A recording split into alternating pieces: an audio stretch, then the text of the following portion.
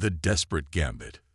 The void between stars held secrets older than memory. Deep within the Andromeda cluster, where dying suns cast their final light across forgotten worlds, the Vorthan research vessel Luminous Truth drifted through ancient debris fields.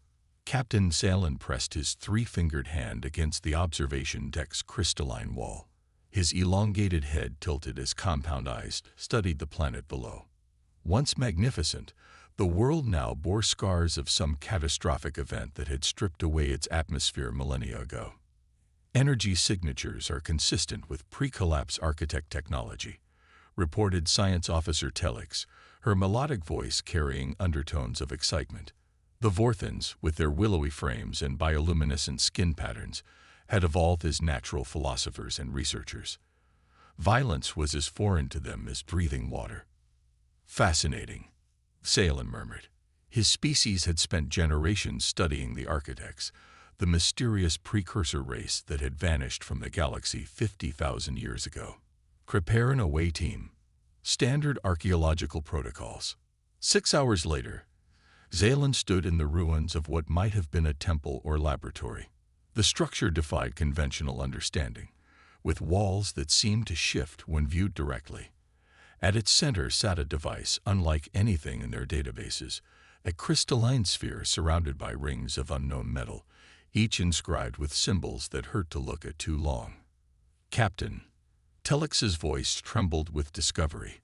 These readings suggest this is some form of communications array, but the power requirements, they're astronomical. Salen circled the device, his scientific training warring with an inexplicable sense of dread. The Vorthans had survived by being cautious, by studying thoroughly before acting. Yet something about this artifact called to him. "Can we activate it?" he asked. Telix's skin patterns flickered, the Vorthan equivalent of a nervous gesture. "Theoretically, yes. Our ship's quantum core could provide enough power for a brief activation. But Captain, we don't know what it does." "Knowledge requires risk." Salen quoted their ancient proverb. "Begin the process." 2 hours passed as the away team connected their equipment to the alien device. Warning signals flashed across their instruments. Energy patterns that shouldn't exist, quantum fluctuations that defied physics. Still, they continued. When the connection completed, Salen himself initiated the activation sequence. The sphere began to glow, softly at first, then with increasing intensity. The rings started rotating, each moving in different directions at varying speeds. Then it screamed. Not with sound, but with pure energy that rippled through subspace itself. Every Vorthan collapsed, their sensitive nervous systems overwhelmed by the psychic shriek that tore through dimensions. Emergency protocols activated, beaming the away team back to their ship. On the bridge of the Luminous Truth, chaos reigned. Crew members writhed in pain as the signal continued, now broadcasting from their own systems where it had infiltrated during the connection. "Shut it down," Salen gasped, pulling himself to his command station. "I can't," Telix cried. "It's using our communication array as a relay. The signal is spreading through subspace on all frequencies." The artifact's message was simple, primal, and terrifying. Help. But it wasn't a plea. It was a lure. As the Vorthans watched in horror, their sensors detected movement throughout the system. Ancient machines, dormant for eons, began to stir. Defense satellites, hunter-killer drones, and worse things, constructs of impossible geometry that bent space around them. "By the eternal light," whispered Salen, "what have we awakened?" Across the galaxy, the signal propagated at speeds that shouldn't have been possible. It passed through Alliance space, triggering alerts on 1,000 worlds. The Galactic Council convened an emergency session as reports flooded in. "The Vorthans have activated an architect beacon," announced Councillor Zefix, his feathered crest raised in alarm. "Initial analysis suggests it's a trap, designed to lure and destroy." "Can we reach them in time?" asked the Aquarian representative, her translucent form rippling with concern. "Negative. The nearest Alliance vessel is 8 days away at maximum speed. The Vorthons have, perhaps hours. A heavy silence fell over the chamber. The Vorthons were beloved throughout the Alliance, peaceful researchers who had contributed more to galactic knowledge than any dozen other species combined. To lose them would be a tragedy beyond measure. "There is another option," spoke a voice from the back of the chamber. Counselor Zephix's feathers flattened in recognition. Ambassador Chen, the human observer, stepped forward. Humans weren't full Alliance members. Their application had been rejected due to their aggressive nature and Dithworld origins. "The signal has reached Earth," Chen continued, his scared face impassive. "We've analyzed it. We can reach the Vorthons in 16 hours. The chamber erupted in protests. "Impossible. Human arrogance. The treaty forbids." Chen raised his hand. "The treaty forbids human military vessels from entering Alliance space without permission. This is a rescue mission. We're asking permission." Counselor Zephix found his voice. "Your ships are weapons of war. Your people air. The only ones who can reach them in time." Chen finished. "Yes, we're from a death world. Yes, we're predators. But we're also the only species that treats impossible as a challenge rather than a fact." The Vorthons sent a distress signal. "On Earth, we have a saying, no one fights alone." The vote was close, -27 to 23, but permission was granted. Within minutes, Earth's orbital defense platforms detected massive energy signatures as humanity's most advanced vessels prepared for jump. The fleet that emerged from Earth's shipyards defied every aesthetic principle the Alliance held dear, where alien vessels were works of art, smooth, organic curves that pleased the eye. Human ships were brutal in their efficiency. Angular hulls bristled with weapons ports, armor plating layered upon armor plating, engines powerful enough to tear holes in reality itself. 5 ships in total: the dreadnought Relentless, battlecruisers Tsunami and Avalanche, and destroyers Lightning Strike and Shadowhunter. They were ships built by a species that had evolved on a world where everything tried to kill them, designed to ensure that when humans ventured into the dark would learn to fear them instead. On the bridge of the Relentless, Fleet Commander Sarah Chen strapped into her command chair. At 35, she was young for her rank, but she'd earned every commendation through blood and determination. Her crew was handpicked, men and women from Earth's harshest environments. Arctic researchers who'd survived months in darkness, deep-sea specialists who worked in crushing pressure, astronauts who'd spent years in the void. "All ships report ready," announced her XO, Lieutenant Commander James Park. Born in the asteroid belt, he could calculate trajectory corrections in his head faster than most computers. "Signal from Alliance Command," reported the communications officer. "They're transmitting detailed files on Vorthon physiology and culture. Also, a warning about the architect technology." Chen reviewed the data quickly. The Vorthons were even more fragile than initial reports suggested. Hollow bones for low gravity, pressure sensitivity that would make human normal movements dangerous. And they were pacifists. The concept of violence was so foreign that their language had no word for war. "Tactical analysis of the architect constructs," she asked. "Based on Alliance historical data, they're adaptive war machines," Park replied. "They analyze their opponents and evolve counters. The longer a fight lasts, the more dangerous they become." Chen nodded grimly. "Then we don't give them time to adapt. All ships, prepare for maximum jump. We're going to find out why the architects disappeared, and make sure it doesn't happen to the Vorthons." The human fleet engaged their jump drives in perfect synchronization. Space twisted around them as they punched through dimensions, racing against time itself. Behind them, Alliance monitoring stations recorded energy readings that should have been impossible, speeds that should have torn the ships apart. But humans had learned to make the impossible routine. 16 hours. That's all they had to save a species that feared them, to rescue peaceful beings from a trap set by a civilization dead for millennia. As the fleet hurtled through twisted space-time, Sarah Chen allowed herself a cold smile. The architect's machines would learn what countless predators on Earth had discovered. Humans didn't just survive threats, they eliminated them. When monsters become heroes, the human fleet exploded from jump space in perfect formation, reality screaming in protest as 5 warships materialized where physics said they shouldn't. On the bridge of the Relentless, alarms immediately flooded the tactical display. Contact. Multiple bogies surrounding the Vorthen vessel, reported Tactical Officer Lisa Wong. Configuration matches the architect constructs from the Alliance database. But, Commander, these readings can't be right. Sarah Chen leaned forward. Explain. The constructs aren't just war machines. They're reality warpers. Each one is generating localized distortions in spacetime. Our targeting computers are having seizures trying to lock on. Through the view screen, Chen could see the luminous truth drifting helplessly, its elegant hull scarred by energy burns. Surrounding it were 12 constructs, geometric nightmares that seemed to exist in too many dimensions at once. They pulsed with malevolent energy, occasionally phasing in and out of reality. Life signs on the Vorthen ship? Chen asked.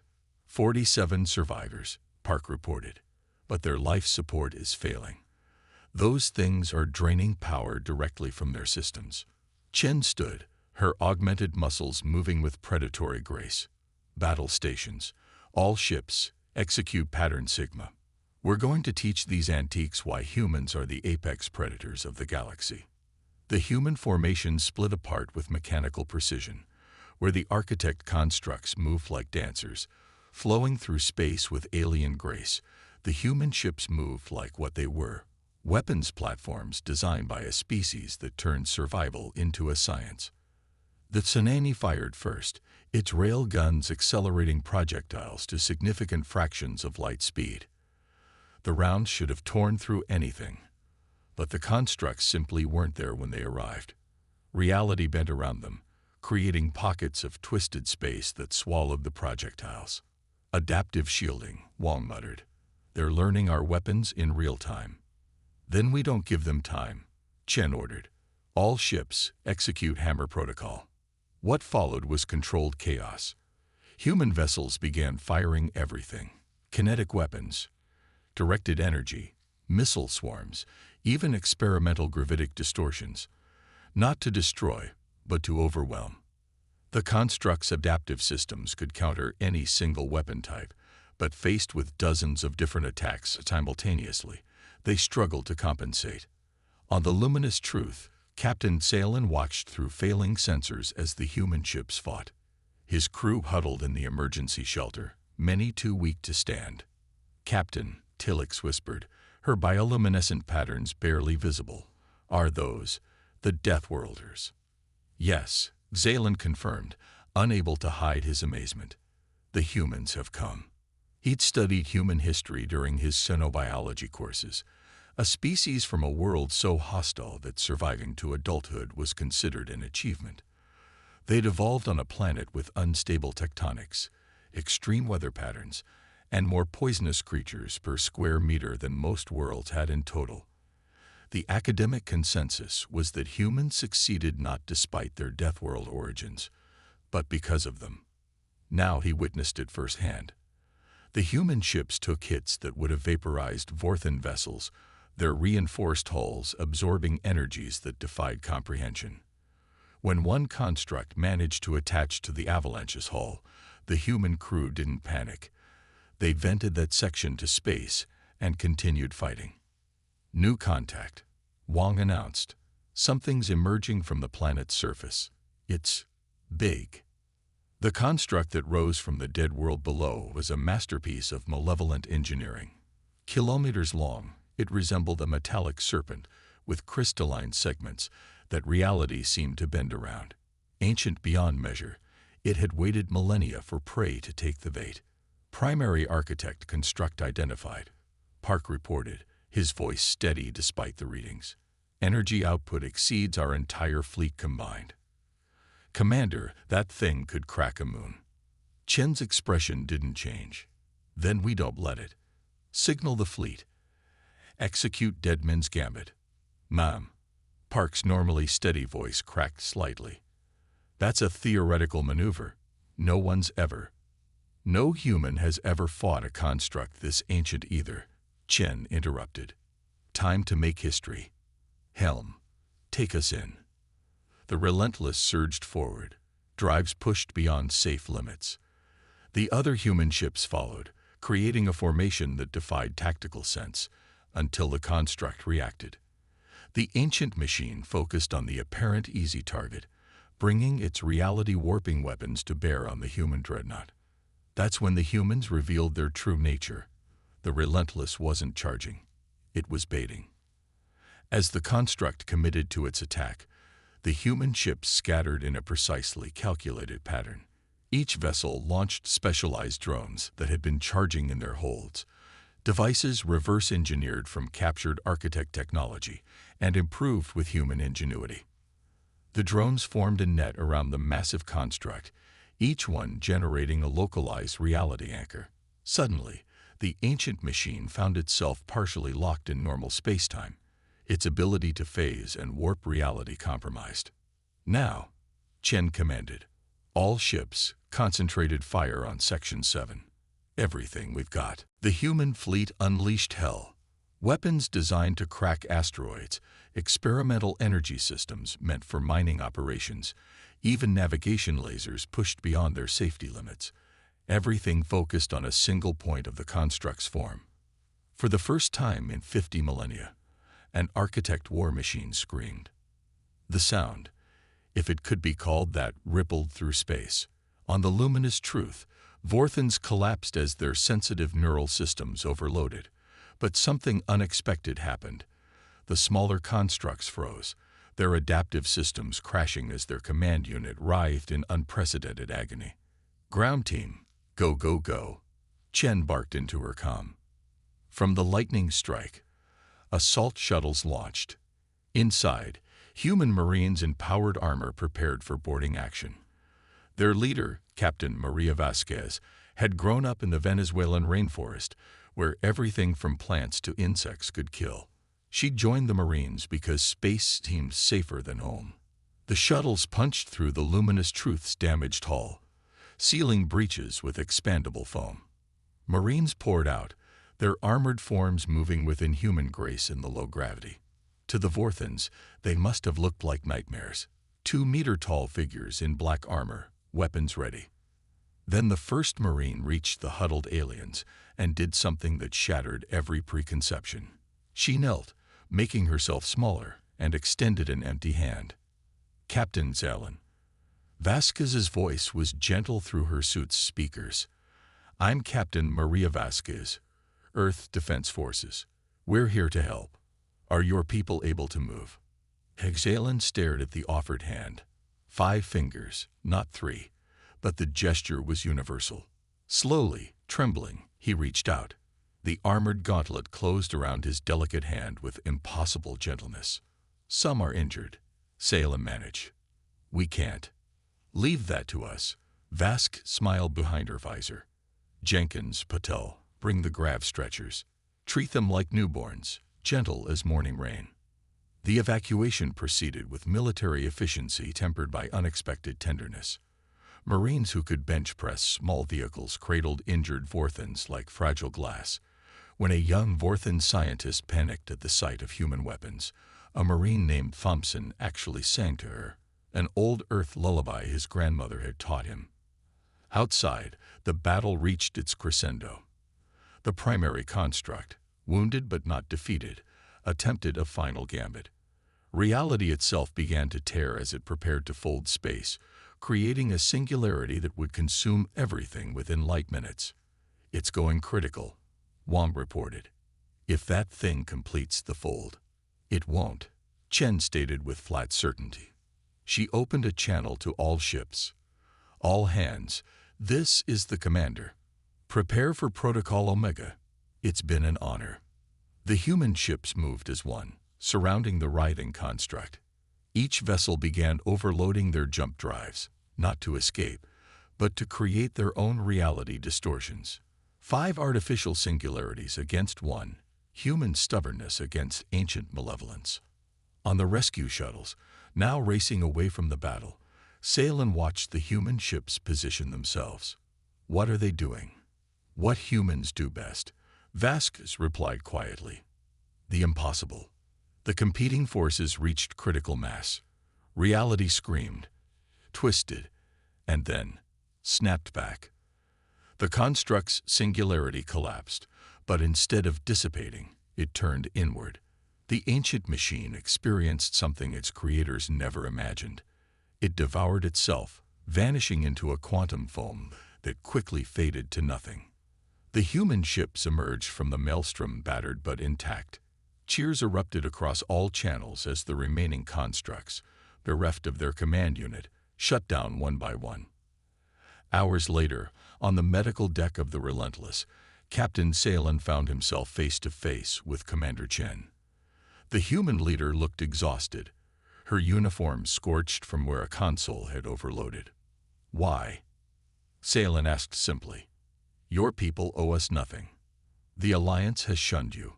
Why risk everything for strangers who fear you? Chen was quiet for a long moment. On Earth, we have a saying. Today you, tomorrow me. We know what it's like to face the universe alone. We know what it's like to be afraid. She smiled, not the predatory grin of human media, but something warm and tired. Being strong doesn't mean being cruel.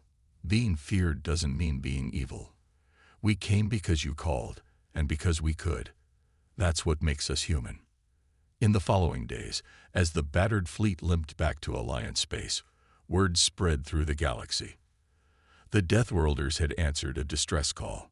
The monsters of Earth had saved the gentle Vorthans.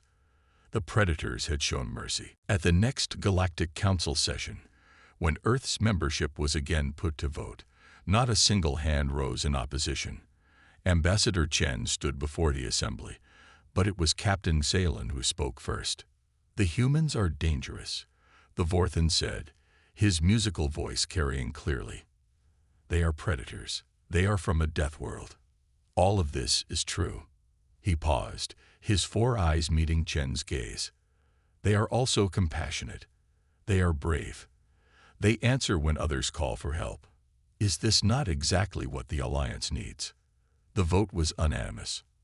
As the human delegation took their seats among the Alliance members, Sarah Chen leaned back and allowed herself a genuine smile.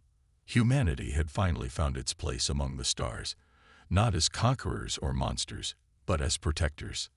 The Deathworlders had become lifesavers, and across the galaxy, a new understanding spread. If you needed help, if you faced the impossible, if you had nowhere else to turn, call the humans. They would come. They always came. Because that's what humans did. They made the impossible possible. They turned monsters into heroes. And they never, ever left anyone behind.